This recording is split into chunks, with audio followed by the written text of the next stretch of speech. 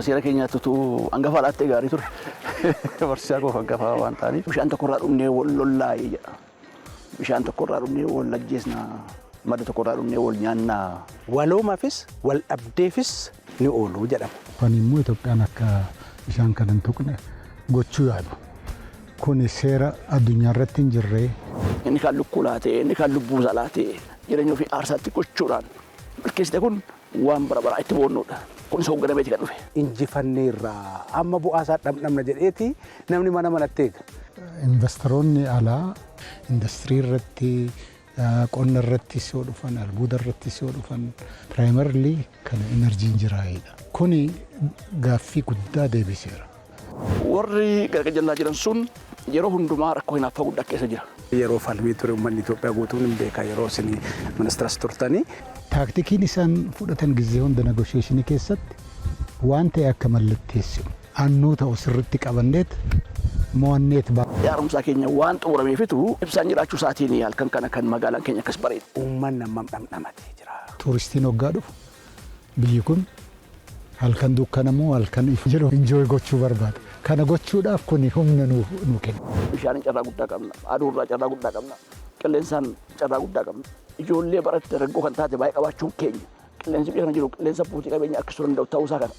Jarri kun hundum isaanii edaamanii gaafa dhufan Itoophiyaa dhugaa dubbachuudhaaf goottan sadan shan dhufu keessatti addunyaan waa Itoophiyaa keessa dhufaa jiru kan ajaa'ib sarkaa jettuutiin. Afur takkabeera.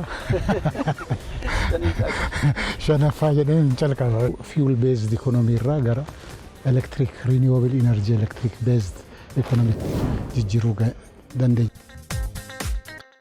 Ashamaar kafuunee daawwattoota AMN Plus kun qophii roga dubbiiti. Dubbii roga qabdi yaada gaafii qeeqaaf komii keessan qaama dhimmi ilaallatu waliin mari'annee deebisnee isin biraan geenya.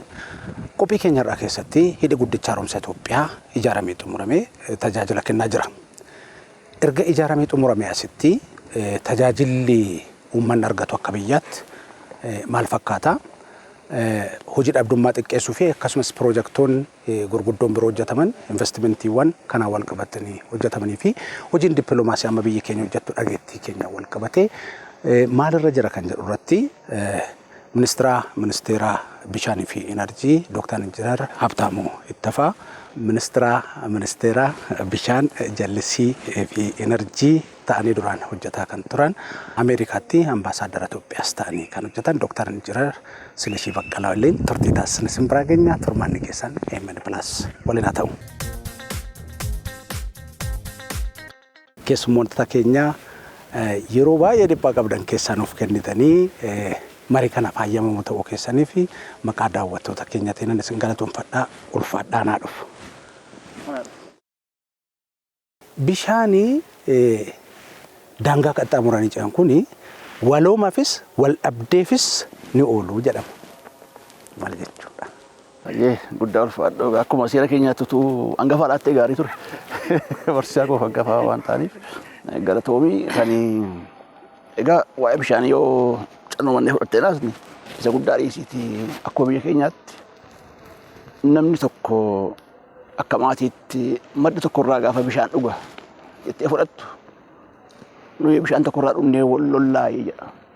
Bishaan tokkorraa dhumnee wal ajjeesnaa madda tokkorraa dhumnee wal nyaannaa akka gabataatti ilaalama jechuudha. Iddoo tokkooti waan qooddattuuf achirraa kaa dubbiin bishaanii kun.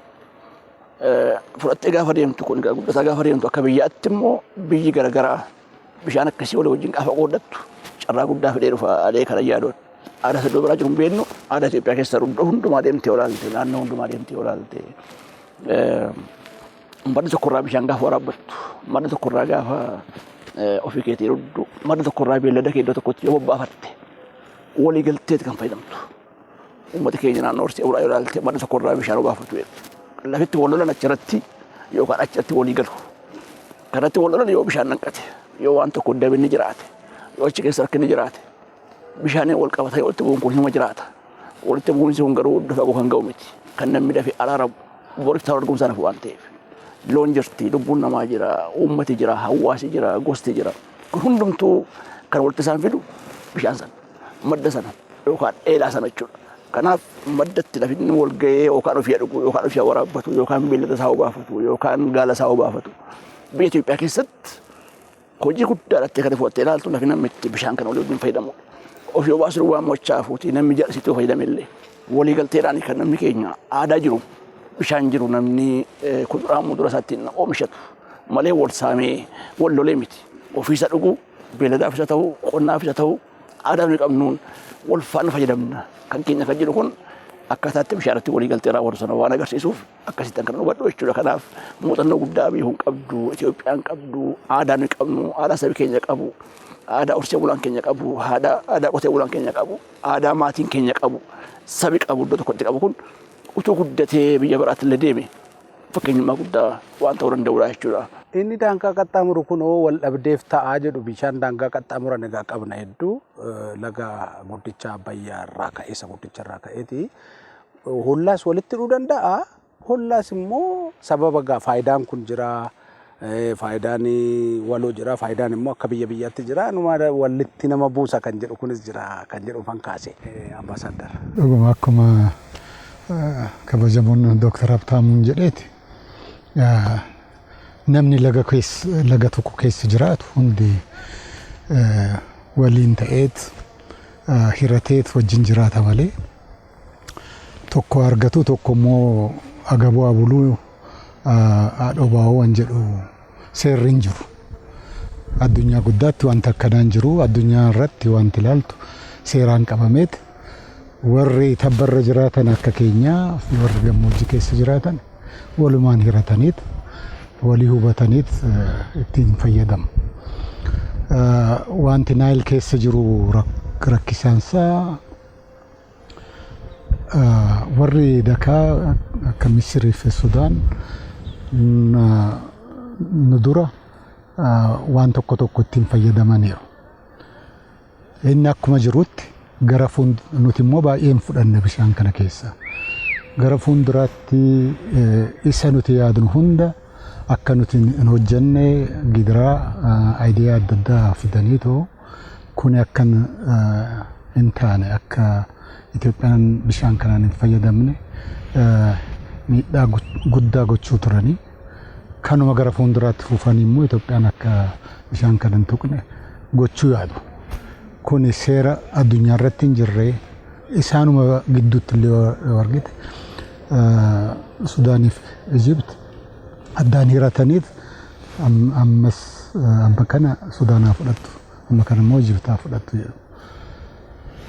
Kana bira darbee immoo waggaa appistiriiman jedhamanii biyya keenyaa fi akka Ugaandaa, Taanzaaniyaa etc. waggaa ilaaltu bishaan kun roobni roobu tabbaa keenya irratti lolaan asii ka'ee waggaa deemu lolaa sana nuti itti fayyadamuu baannaan waan Dooktar Habtaamuun jedhe sun gaggeessuu hin dandeenyu. Bishaan dhugaatiif, looniif, jallisiif, anniisa baasuudhaaf hin dandeenyu jechuudha. So gizee hunda isaan iddoo adda addaa deemanii too wanti bobbaasuu barbaadani nuti mallattoo waan ta'e isaaniif akka kennuu fi bishaan kun akka hin tuqamne seeraan qabachuudhaaf yaadu. Kun egaa waan yaada gaarii miti. Yaada iddoo biraatti ilaallu yaada Paakistaaniif Hindii gidduutti waggaa ilaaltu Ameerikaa fi Meeksikoo yookiin immoo Kaanaadaa wajjin waggaa ilaaltu hundumtuu hirateet seeraan bula. Nuti wanti barbaadnu seeraan bullaa. Bishaan kun qooda keenya fudhannee akkasiniif seeraan dabarsinu waan ittiin hirannu seera ittiin hirannu sirriitti bobbaasuu qabna. Kanumaaf Naayil Koomishin dhaabuu qabnaan jedhu dudubbachaa turre amma har'aatti dikeedii 2-3 kanuma irratti turreerra. Egaa bishaan kun waggaa sirriitti qabatamee fi seeraan bule hundaaf ijaa fayyaduuf wanti appistiriimitti nuti fakkeenyaaf akka hidha Abbayyaatti hojjenne kun Sudaaniif baay'ee fayyada. Lolaa wanni lolaadhaan akka namni hin dhumne horiin hin dhumne bishaan qabameetoo bona guutuu sirriitti yaa'u immoo jallisiidhaaf anniisa baasuudhaaf baay'ee isaan gargaara. Kun egaa waggaa namni waliin seeraan bulu bu'aan inni fidu investimentiin bu'aa investimentiin Itoophiyaa goote kuni bu'aan inni fidu daawunstiriimis ija baay'ee ta'uuf kanuma akka hubannee ta'u wajjin jiraannu waan jedhuusa. Ulfaadhaa ambaasaddar hidha guddicha haaromsa Itoophiyaa akkamitti akka ijaarame tokkoon uummata Itoophiyaan beeknoo jenne dhugaadha. Hidhichi ijaaramee erga xumuramee anniisaa maddisiisaasitti falmiin jirus dhimmi dippiloomaasii jirus injifanneerra amma bu'aasaa dhamdhamna jedheeti namni manatti eega. Erga siyaasitti waa'ee hidha laga Abbayyaa keessayyuu biyya Masriitiin wal qabatee jiru dhugumaa injifatanii jedhaniitu mataa ammoo yaanni biraa jira uummanni kun galleerraa raawwanne injifanneerra jedheetu mataa akkasuma dubbiin. Ulfaadhu keessa kabajamuun ambaasaddaritti dabalu booda achitti dippiloomaasii irratti gatii guddaa waan kaffalaniif isa fuuldura taruu yaada muraasa kaasuun gaariidha waan isa kaaste sana. Aadaa biyya kanaaf irratti yoo ilaalte keessumaa uummati keenya uummati Oromoo bishaanni namarraa hafee bineensaaf iyyuu argachuu qaba kan jedhu aadaa akkasii qabna. Boorana manna deemtee ilaalte kophaatti bishaan kaa'u lafa bineensi dhugu hilleetti naxxee dhugdi bineensi biraan dhaqee dhuga. Namni cufee hin galu bishaan. Namarraa hafee namni kan biraan kan lubbuu qabu kan socho'u fayyadamuu qaba kan jedhu uummati biyya kanaa inaman. Uummata Oromoo keessa uummata bal'aadha. Kan aadaa uummata Oromoo qabu fakkaatu uummata baay'isaatu jira. Lagarratti gaafa tikfattee horii isaanii fotee deeman namni walitti hin bu'u. Kan walitti bu'anii dubbii biraan jiraate yoo bishaan kun walanqate hooggansa kiloo qabaate namni ittiin walitti bu'a. Akkitti Itoophiyaan biyya kana keessumaa bishaan daangaa darbanii ce'an kana hoogganuuf akeekkachaa turte. Ammas hoogganaa jirtu. Gara fuulduras hoogganaa jirtu kanumarraa kan maddu ta'a. Maaliif mootummaan biyya kana keessa jiru hooggansi biyya keessa jiru uummata keessaatti kan ba'e. Aadaa kana keessaatti kan ba'e. Aadaa ofittummaa keessa kan jiru miti. Aadaa walii qooduu, aadaa kan isaaf malu fayyadamu, aadaa inni kan biraas akka fayyadamu gochuu keessaa hooggansi dhufe kun akka biyya gara jallaa jiran sila kabajamoon ambaasaddar isheen kaase sana kan keenya duwwaadha nutu fayyadama. Ilaalcha akkasitu hin taane Itoophiyaanis argachuu kan maltu argattee isaanis jiraachuu qabu jedhee hooggansa jiru. Hooggansi kun uummata isaa dhufe waan ta'eef hooggansa uummata keessaa ba'e waan ta'eef akka ittiin kan akkaataatti bishaan keenya daangaa ce'an kana hoogganuuf adeemaa jirru jechuudha. Biyya biraan kan hubanne aadaan isaaniis kan biraa ta'uu danda'a. Olaantummaa ilaalchaas qabaachuu danda'u. Nuyi abbaanii bishaan kana seerri nu eeyyama kan jedhu seera dudduubatti hafaa seera ilaalcha mootamaa seera bara garbummaa ture sanaatiin kan hoogganamu waan ta'eef rakkinni guddaan naannoo sanaatti kan nu rakkisaa jiru jechuudha. Nuti aadaa akkasii keessaa baanee warri sun immoo aadaa biraa keessaatti kan dhufaniif kana xiqqoo ishee akka inni wal madaalu gochuun yeroo gaafachuun isaa hin oolu jechuudha. Asirratti uffachuun gaarii ta'a. Inni lammaffaan murteessaa manaa kaaste kan dippiloomaasii kabajamoo ambaasaddar boodan kaasaa maal finne arra maal arganne jettee olaalte inni jalqabaatiif inni guddaan tokko hidha haaromsaa kana milkeessuu danda'uun Itoophiyaadhaaf seenaa guddaadha. Kun mallattoo piroojeektii walooti.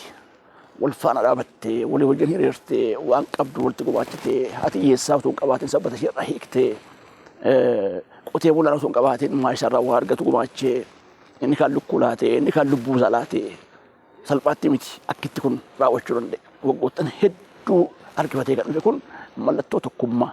Akkaataa itti biyyi kun deeggarsa biyya alaa malee waan qabduun humna qabduun maallaqa qabduun qabeenya qabduun jireenya ofii aarsaatti gochuudhaan milkeessite kun waan bara baraa itti boonnuudha.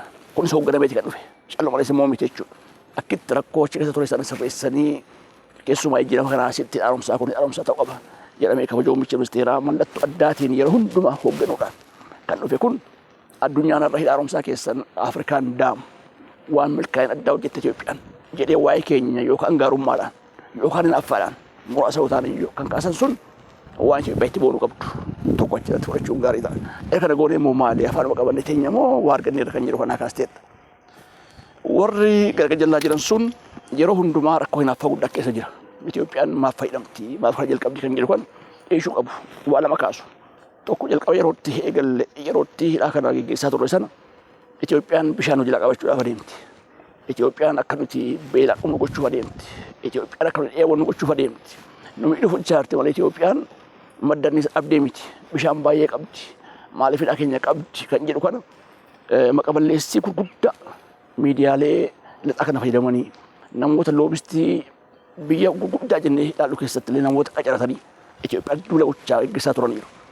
Sana keessatti gatii guddaa itti kaffalamee dippiloomaasii guddaa gaggeessuudhaan biyyoota guddaa wajjin dubbachuudhaan hooggansi aarsaa guddaa itti kaffaluudhaan hidha haaromsaa keenya erga xumurannee booda immoo isaan fayyadamaa jiran Itoophiyaan bishaan guddaa itti gadhiiste. Dur bishaan jala qabattiidha. Amma bishaan tuuti baay'ateedha. Kana isin goone nuti dhugaa dubbachuudhaaf. Jalqaba san kabaja muummicha ministeeraa keenya gaafa Misir deemanii pirezidaantii isaanii wajjin dubbatan bishaan kun kan isin miidhu miti. Yeroo gara dubbatu. Isan dubbadha. Amma Dr. Tashiis ministeera kun hin dubbata. Isa dura kan dura hin dubbatu. Nu eessaa baane. Uummata sila safuu qabu, uummata sila aadaa qabu, uummata waa'ee bishaanii waliin fayyadamna jedhee bineensaa fi gaadhu keessaa uummata dhufeet kanatu akka waan biyya biraa miidhuudhaaf tattaafannuutti sochoonuutti warri jedhee dhoqqee dhufaa laa ture suni booda seenaa isaanii jiraniitu bishaan Itoophiyaan amma bishaan guddaa itti gadhiistee kun ololaadhaan banne duunee banne nu qaqqabaa kan jedhu kana oloo gaggeessaa turan jechuudha. Kunis akka hin taane qabatamaa itti agarsiifneerra. Amma gaa maal gochaa jiru jettee olaalte waanuma qabanis waanuma gadhiisa qabaniitu asumaaf achi takka maal jedhu mana murtii addunyaa deemneetu biyya gaafanna. Itoophiyaan nu miteettiidha. Ministeerri isaa tokko gabba'ee takka immoo lakki nuyi akkas gochaa jirra bishaan kun homaa tokkos waas nu goone jedhu. Nama kun hoomachi fudhate wayi akkas ta'anii jiru jechuudha. Nuuf inni kun homaa tokko miti. Qabatamaan kan agarsiifnu garuu wanta Itoophiyaan hojjette dhaamsaatu hojjette kun biyya kamiinuu hin miidhu. Kan dhibbaa dubbachaa kan turre qabatamaan agarsiifneerra. Lolaarraa qabeera. Balaa lolaarraa isaan hiikneerra. Bishaan sila boona isaan kan isaan fayyadaman baay'inaan jallisiidha. Rakkoo isaan qaban san akka isaan lafa komaandeedhaan isa dabalu gooneerraafi.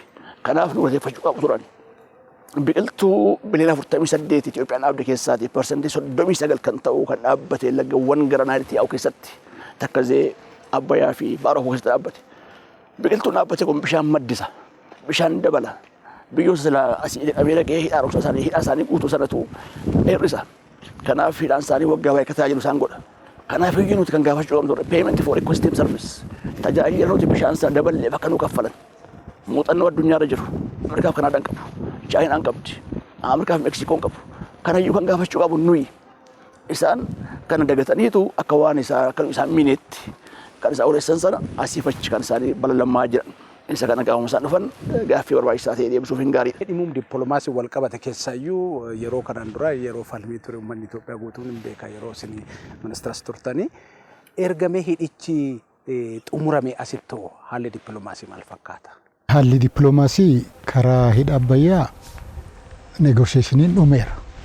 Maaliifi jarri akkuma yaadattanitti xumura irratti asitti Addis Ababa irratti walitti argine wal agarreetoo hoggaa negoosheeshinii goonu bakka oomaa keessa argachuudhaaf naan boykoot godhanii deebi'anii gara biyya isaaniitti. Wanti isaan jedhan wanta amanamu miti, waan seeraa miti, bishaan nu harka saamuu barbaadanii nuti immoo akkuma Dooktar jedheetti biyya tabbarra jiru isaan waan jedhan bishaan baay'ee qabdu waan jedhan qabna lagoota.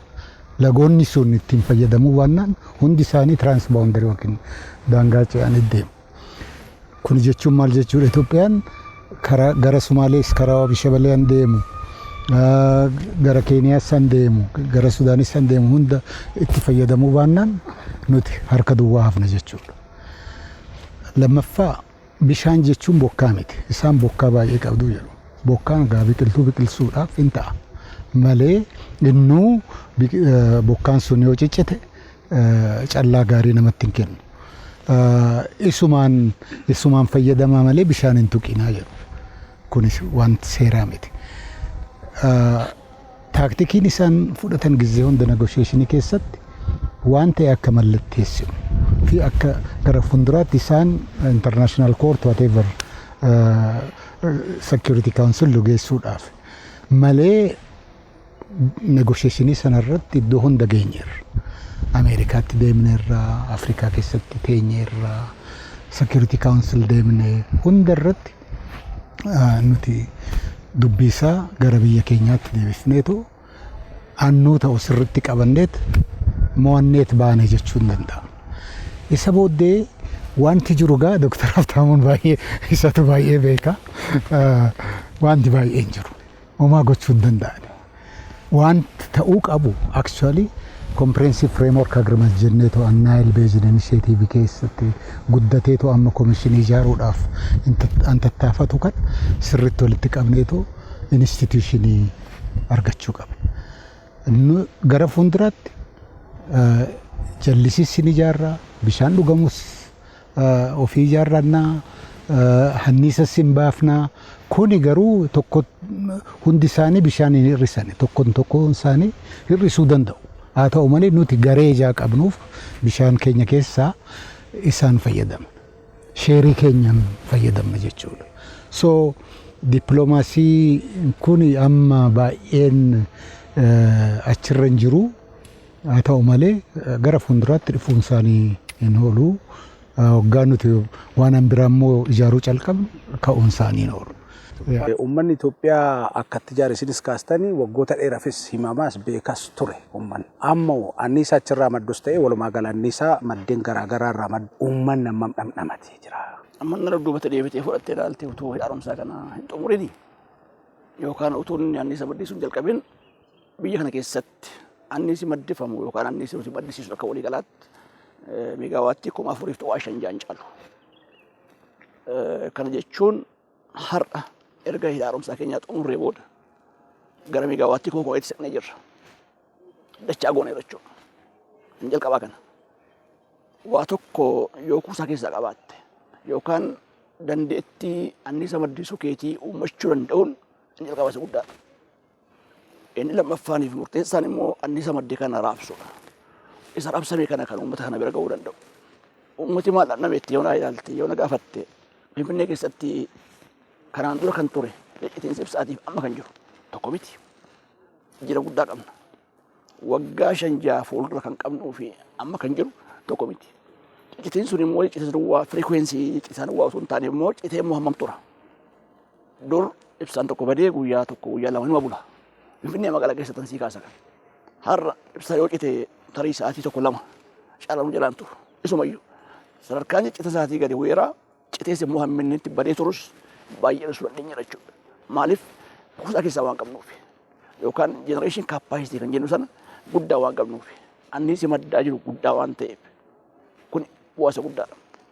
So kan dur ciccitu sun hir'isee yookaan kan ciccitiin isaanii sun turu immoo sa'aatiin isaa gabaabbachuu danda'uuni isa jalqabaatti faayidaa tokko jechuudha kun hubatanii gaafa ilaalan. Inni lammaffaaniif xiqqoo ishee taansee kan dhufu warshaaleen ammoo Itoophiyaa keessatti agarru. Indastiriiwwan babal'achaa dhufuun isaanii kun callaa malee kan dhufe kana miti. Indastiriin dhufu kun Itoophiyaa keessatti wanti Itoophiyaan qabdu yookaan annis Itoophiyaan dhiyeessitu waa lamaan filatama. Inni jalqabaa gatiin isaa gatii madaalaadha. Mi'aa miti addunyaarra kan jiru asitti gatii feer kan ta'e maaliif mootummaan deeggaree waan oomishuuf kanaaf namni filata. Inni lammaffaan immoo humna ariifamaadha yookaan renewable energy source madda isaarraa kan dhufudha. Kanaaf abbootiin qabeenyaa biyya alaa jiran abbootiin qabeenyaa Itoophiyaa keessa jiran mataan isaanii Itoophiyaa keessatti warshaa gurguddaa hojii gurguddaa hojjechuu jalqabaniiru. Fakkeenyaaf sii kaasee konkolaataawwan garaagaraa kana asumatti oomishuu yoo baanne iyyuu isaan assembilii gochuu danda'uun callaa malee kan dhufe miti. Anniisa kan isaan barbaadamu. Warshaaleen agro indaastirii paarkii jennee iddoo baay'eedhaa qabnu kun warra buna paakii dabalatee warra daakuu hojjetu dabalatee waan xiqqaan sii kakaasa warra akkasii kan. Warshaaleen albuuda qulqulleessan kun dabalatee waan barbaadu anniisa guddaa barbaadu. Itoophiyaa keessatti bal'achaa jiru. Callaa malee kan dhufe miti kun. Achi keessatti uummata keenya maal fayyadameera? Inni jalqabaa carraa hojii argata. Ijoolleen keenya baay'ee yuunivarsiitii keessaa baratte warshaalee kanatti qacaramti. Warshaalee qacaramu duwwaa osoo hin taane ammoo wanti Itoophiyaa keessatti oomishamu kun isa silaa biyya alaatii gashiinu gatii guddaan gashiinu sana gatii madaalaa akka argannu gochuu ni danda'a. Biyya alaatti arginu ekspoortii akka argannu gochuu danda'eera. Inni sadaffaan karaa hawaasummaati.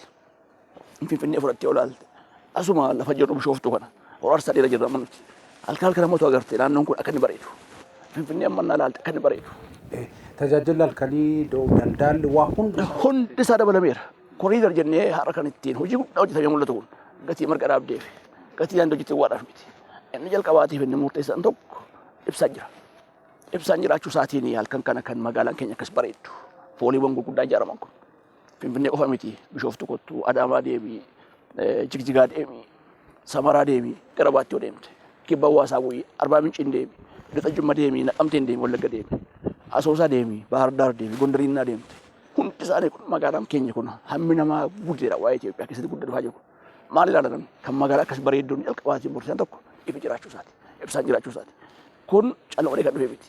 Haaromsaa keenya waan xumurameefitu magaalaan keenya iddoo bareedduu taatee abbootiin keenya warri umuriin isaanii dadhabe kun sanbata mannaan Finfinnee ilaalte waa dubbachuudhaaf annani naafa. durbaadiyaatti kan agarru abaabileen keenya muka jala taa'anii yoo isaan mataan sukkumaa akkasii ture daa'ima kootti. Har'a garuu namoota guddaa ijoollee isaanii qabatanii abbaan manaa fi haadha manaa hin deemu. Yoo dukkanaa iyyuu namni dhiphatu miillaan hin deema. Taaksiin nabi konkolaataan nabi nama karaa waan arguuf hin qabu. Dargaggoon baay'een shamarran baay'ee walii wajjin bashannanu ibsaa jira iddoo gaarii jira. Kanaaf hawaasummaan jedhii dinagdeen jedhii olaantummaa waa tokko baargeenii gochuu danda'u keenyaan dabalatee olaalte haaromsaa kan hunduma isaa uummata keenyaaf fidee dhufeeraa jechuudha. Kanaaf qabatamaa waan lakkaa'amu mana keenya jira. Gaadhaa hoggaa miti. Maaliif fedhiin biyya kana dabalaa dhufeera. Namni keenya faayidaa dhabnamee bareera. Jijjiiramni namni mana isaa keessatti bare gaafa maallaqa argatu ibsaa fooyya'uu barbaada. Namni firiijii barbaada. Namni ibsaan bisheeffachuu barbaada. Inni sun iddoo hundumaa walqixxeeraa gaamitii hojii guddaan hin barbaadamu jechuun si kaasuu barbaade. Kanaaf akka walii galaatti haaromsaa qabatamaadhaan tokko lama sadeen waan lakkoof mana uummata keenyaa waan seenee qabachuudha. Tululfaadhaa investimentii biyya kana keessatti harkisuu isa kan biyya keessa ol guddisuu akkasumas carraa hojii lammiileedhaaf uumuu irratti maal dabala jettu? Investimentii harkisuudhaaf waan baay'ee nu qarqaara. Kun jechuun investoroonni alaa tokkoffaa irratti wanti ilaalan infraastiraakcharii jiraayidha. Infraastiraakcharii keessaa immoo hanniisni sustainable ta'e, aan hin ciccitne, aan humna qabu, aan iddoo investimentiin suni bobba'u argamuu danda'uusaa isa faa hubatu. Kun egaa humna hidha haaromsa Abbayyaarraa an ka'een reliability fi confidence baay'ee isaaniif uumuu jechuudha. So investmentoonni dhufuun isaanii immoo gaaffiin qabu hojii baay'ee uumuu danda'a. Industirii irratti, qonna irrattis yoo dhufan, albuuda irrattis yoo dhufan, service sectoris yoo dhufan, finance sectoris yoo dhufan, wanti ilaalan primarily kan enerjiin jiraayidha. Kuni gaaffii guddaa deebiseera. Maaliifii kana dura akkuma Dr. Habtaamus jedhetti enerjiin yookiin hanniisni magaalota keessa jiru humna hin qabu ture. Erga hidha haaromsaa arganne booddee akkuma ibsaan kun dhufetti ifni sirriitti nuu ba'ee jira. Humni sirriitti ijaaramee jira. Kanaaf hojii babal'isuurraan investmentii alaa fiduurraan waan guddaa fayyada jechuudha. Lammaffaa dinagdee keenya sirriitti ijaaruudhaaf amma fakkeenyaaf konkolaataa hoggaa ilaaltu kana dura maalirratti dippendii goona ture? Gaazii fi beenzila biyya alaatii fiduudhaan. Erguma poolisiin haaraan kun dhufe poolisiin importiin fuel based cars dhoowwame booddee konkolaatonni 120 ol ta'anitu biyya keessa gale. Kuni maaliin fayyadamu? Elektirikisiitiidhaan yookiin immoo anniisaan fayyadamu. Kun jechuun maal jechuudha? Boba'aa biyya alaatiif keessattuu amma kiraayisisii gizee ammaan dhalate kana waggaa ilaaltu boba'aan sun otoo importii ta'e doolaara baay'ee baafnati. Amma doolaarri sun waliigalatti amma biliyoonii 4 baafna ture. Gara fuulduraatti gaa kun hir'achaa biliyoonii 4 irraa gadi bu'uuraan biyyuma keessaa waan arganneen fayyadamuudhaan ikonomii keenya yookiin dinagdee keenya sirriitti sabstituutaan ta'u arganna jechuudha. Isa bira darbee meeshaalota adda addaa ijaaruudhaaf industiriin keenya humna gaarii argata. Humna kanaan sarviis seektaris dhufanii yoo investii godhan akkasumatti namni biyya alaa dhufu fakkeenyaaf tuuristiin hoggaa dhufu biyyi kun halkan dukkanamoo halkan ifu an jedhu barbaadde. Sarviisiin hoteela keessa jiru bishaan sirriitti dhufamoo anniisni ciccitamoo kana faalaadha. Malee asitti dhufeetoo ofuu bu'uun barbaadu, enjoy gochuu barbaadu. Kana gochuudhaaf kun humna nu kenneera. Hidha guddicha haaromsa Itoophiyaatiin wal qabatee piroojektonni baay'een hojjetamaa jiru. Kanaan wal qabatee gara fuulduraa biyyi kun maalitti ceeti? Garamitti baati? Wantoonni amma hojjetamaa jiranii fi qoratamaa jiran kun guddina biyya kanaa dandeettii dhaga'amummaa biyya kan ol kaasuu keessatti maal gumaachaa kan jedhuu fi yaada isinitti dabaltan. Biyyi tokko guddachuudhaaf inni jalqabaatii fi inni murteessaan tokko anniisa. Biyya samma guddatan jettee ilaaltu Awurooppaa fudhattee ilaalte biyya hundumaa iddoo hundumaati. Jalqaba kan isaan investii godhan enerjii irratti. Anniisa qabaannaan waan guddaa fidee waan dhufuuf namaaf jechuudha. Itoophiyaan gara deemte jettee ilaalte anama waggoottan darban kana keessumaa waggoottan 5-6 asitti waan agarre kana duwwaa fudhattee gara fuulduraatti yoo tilmaamte yookaan raaguu dandeenya itti dhufaa keessa waan ajaa'ibaa ta'aa Itoophiyaa keessatti. Maal waan ajaa'ibaa kun jettee ilaalte qabatamaadhaan guddinni dinagdee karaa hundumaatiin adeemaa jiru kun itti deemuun isaa hin hafu. Utuu yaadamsaan qabaatiin waan guddaa milkeessinee qabna. Amma erga isa qabaannee booda immoo kanaa ol kan hin dachaadhaan dabalaa dhufu jechuudha. Qabatamaadhaan kaasnee kaasuu hin dandeenya. Fakkeenyaaf erga yaadamsaa xumurree booda madda anniisaa keenya madda yeroo hundumaa fiixaan hin bahinsa qabu. Kan addaan ciccinne, kan yeroo hundumaa tajaajila kennuu danda'u, kan gatiin isaa madaalaa ta'e, kan qilleensa hin faalle, kan gabaa addunyaa irratti akka abbootiin qabeenyaa dhufan kun dorgomaa ta'an gochuu kan danda'u. Kana gochuun keenya hojii guddaa hojjennee qabaanna jechuudha. Kanaaf maaltu dhufe amma kun abbootii qabeenyaa keenya finnee gaafa dhufnu biyyi kun giddugala oomisha warshaalee gurguddaa ta'uudhaaf carraa guddaa qabdi. Kun immoo isaan wal qabatee kan dhufus akkaataa ittiin biyyi kun waa oomishtee gabaa addunyaatti dhiyaattuudhaaf carraa banaa jira jechuudha. Akkuma waa tokko gabaadhaaf dhiyeessiteef akkuma waa gurguruu dandeesseen sagaleen dhagahamuu keetiin ni dabala. So karaa dippiloomaasiitiin dabalatee karaa dinagdeetiin dabalatee biyyi addunyaarra jiru hundumtuu Itoophiyaa keessatti waan ta'aa jiru kanaatiif abdii guddaa eegataa kan jira waan ta'eef achirraan fudhannee dhufnee kan ilaallu ni ta'a jechuudha. Kanaaf warshaa gurguddaan isaanii kun asitti eegalaa jira. Anniisa kun ta'ee waan dhufuuf. Inni lammaffaaniif inni murteessaan tokkoffaan immoo giddugala turizimiis ta'uu dandeessi. Argaas jirra. Yeroo ammaa kana gabataa lahaa agarra yookaan gabataa lati hunda kabaja oomisha ministeera keenya iddoo garagaraatti hojjetan.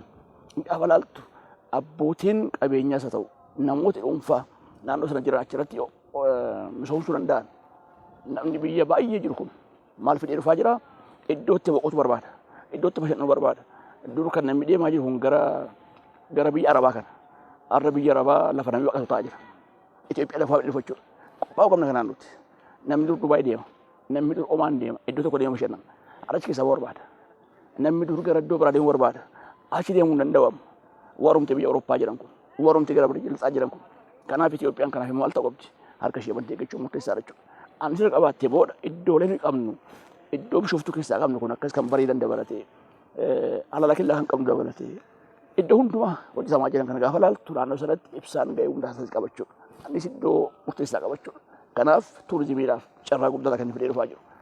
Inni sadaffaaniif inni murteessaan kan biraan warshaalee gurguddaa hojjennu sun akkuma jirutti ta'ee kan nuti keessumaa karaa albuuda gati jabeessa ta'an warqee ta'uu sibiila ta'uu investimentiiwwan yeroo dhiyoo kanatti kennamaa jira abbootii qabeenyaatti kennaman kun warshaa gara fuulduraatti ta'u Itoophiyaa keessa darbee biyya alaatti barbaadamu kana ayireen ol kan jennu kun isa barbaadu enerjii guddaa barbaadu Itoophiyaan kana lafaa qabdi dhufaa jiru abbootiin qabeenyaa yeroo dhiyootti kaabineen kan murtaa'e biyyatti yaadannaa dhaabbati guddaan sibiila boolla keessaa baasu sibiila kana fuudhee piroosii gochuu kan danda'u lixa Oromiyaatti yookaan lixa Itoophiyaa keessatti gara Wallaggaatti hojii guddaa jalqabuudhaaf qophaa'aa deemaa jira. Caallumaan kan dhufe kun nuuf humna guddaa kan nuuf fidee dhufaa jiru biyya guddatan jettu kun warra akka Yuukireenis haa ta'u Raashiyaas haa ta'u Chaayinaas haa ta'u waa Afrikaa qabu. Kan isaan qaban sun maayeen sibiila lafa jalaa qaban sana oomishanii ofii isaaniitii gara baqsanii waan guddaatti oomishuu waan danda'aniifitu achi ce'anii jiru jechuudha. Arraffaaniif inni murteessaan kan biraan addunyaa yeroo ammaa kana kan mudatee jiru balaa guddaan yookaan kiraayisii guddaan mudate karaa boba'aatiin jiru kana Itoophiyaan kan gochuu dandeessi. Maaliif jettee yoo ilaalte humna ariifamaa qabna nuti. Humna ariifamaa qabnu kanaatiin namooti iddoo biraa jiran kun akkaataatti Itoophiyaa irraa waan jiru dhufanii investii gochuu danda'an abbootiin qabeenyaa biyya alaa jiran akkasuma carraa guddaa fidee dhufa. Bishaaniin carraa guddaa qabna. Ibsaarraa aduurraa carraa guddaa qabna. Qilleensaan carraa guddaa qabna. Jarri kun hundum isaanii edaamanii gaafa dhufan Itoophiyaa dhugaa dubbachuudhaaf callumannee kan akka abduu taasisu sun taane qabatamaadhaan waggoottan 5 dhufu keessatti addunyaan waan Itoophiyaa keessa dhufaa jiru kan ajaa'ib sarkaa jettuutiin annisni oomishnu carraa nuti qabnu abbootii qabeenyaa harkisnu iddoo turizimii nuti qabnu daldalaaf kan amjechuu keenya kan ta'e ijoollee baratte raggoo kan taate baay'ee qabaachuun keenya qilleensi biyya kana jiru qilleensa abbootii qabeenyaa harkisuu danda'u ta'uusaa kana gochuu irratti waan addaatu nu mudachaa jira isa kana milkeessina kan jiru yaada kanaaf bu'uura achiin garuu jennee qabata waan tokko lama sadii afur jennee lakkaawwanne waan kaawwannu qabna jechuudha. Ulfaadhaa Dooktar yaada waliigalaa dabaltan. Afur takkabeera. Shanaffaa jedheen calqaba itti fufa jechuudha. Shanaffaa irratti qonna waggaa dhaaltu. Sabni biyya keenyaa baay'eensaa qonna irra jira. Qonna sana sirriitti guddisuudhaaf, babal'isuudhaaf, productivity guddisuudhaaf, callaansa akka sirriitti guddatuuf annisa qabaachuun, annisa hin ciccinneef, annisa iddoo hunda ga'uu danda'u waggaa argattu bishaan lafa keessaan baafna.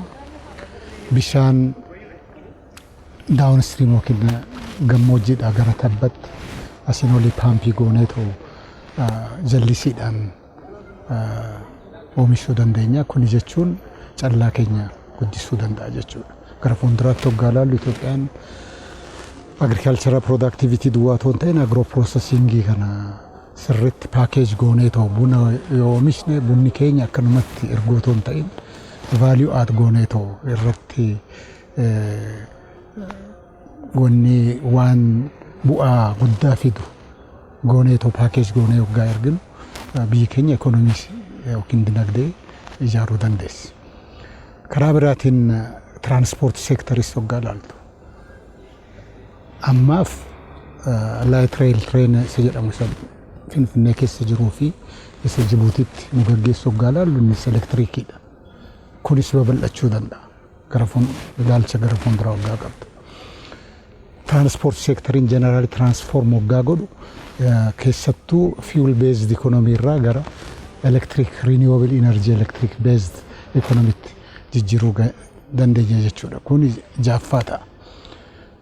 Waggaa torbaffaa qabattu immoo maaltu dhufa? Information technology. Dhiyoo kana muummeen ministeeraa kana ibsuurra jiran ture.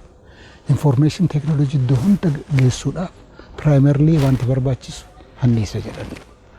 Anniisa kana qabna. Amma wanti nu hafu ijaarsa gara baadiyyaatti diriiru sirriitti irratti hubanneetoo daddabaluu fi babal'isuu qabna. Kunis hubannoo ambiraanuu fida. Kana bira darbee egaa akkuma injiinar jedhetti soorsii elektirikisiitii kana babal'isuu qabna, guddisuu qabna. Ammaaf gara 10,000 qabna. Kun jechuun dinagdee gara fuulduraatiif waan gahaa miti. Ijaaruu qabna baay'ee karaa an akka hidha haaromsa Abbaay oon argannellee isarraa xinnoo waan gadi jedhu like meegawaatii 3,000 2,000 aduurraa bubbeerraa wanti qilleensarraa wanti argannus wanti babal'aan ijaajiruuf kan irratti xiyyeeffanneetu sirriitti ijaaruu qabna jechuudha. Egaan keessummoota keenya yeroo baay'ee dhiphaa qabdan keessaa daawwattoota keenyaaf qoodanii marii bal'aa waliin taasifnee fi maqaa daawwattoota keenyatiin irra deebi'anii isin galatoomfadhaa ulfaadhaa. Ulfaadhaatis. Egaan daawwattoota keenya qophiin har'aaf qopheeffanne kanumaan xumuramaa torban mata duree biraa keessummoota birootiin walitti deebina waan waliin turtaniif ulfaadhaa horaa bulaa deebana.